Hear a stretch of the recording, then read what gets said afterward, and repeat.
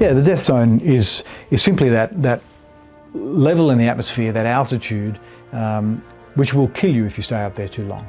So we can acclimatise to reasonable altitudes, but the 8,000 metre peaks is an altitude to which we can never fully acclimatise. So all we can do is acclimatise to the point where we can briefly visit those higher altitudes. And pretty much anything above 5,000 metres will kill you if you stay there too long. But the rate of deterioration is exponential as you go higher. And so at 8,000 metres, just a few days at 8,000 metres with oxygen is your limit. Without oxygen, it's a matter of hours.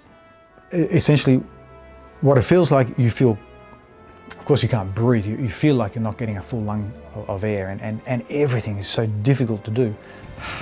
I'm on the summit of Makalu, 8,470 metres. It's one bloody tough climb, I can tell you. It goes on forever. But I really wanted this summit. I'm so happy. Everything's 4 times harder. It takes half an hour to put on a boot. It takes hours to melt snow to make a cup of tea. You have pounding headaches. You're nauseous all the time. You have no appetite, but if you do eat something, as you know you need to, you're most likely just going to throw it straight back up again. You have, you're puffing and panting, even in your sleep you're puffing and panting, and you're dehydrating because of that very heavy panting in the cold, dry air. So that compounds the headaches. You get these dehydration headaches.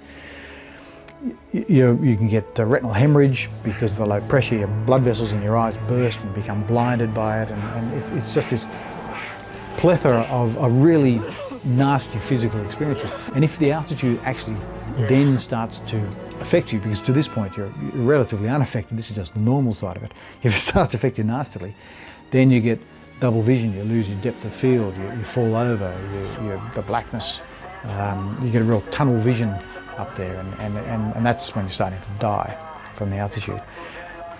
When you try to move, just a couple of steps, 2 steps is enough to completely bring you to your knees, heaving for breath. It's so exhausting.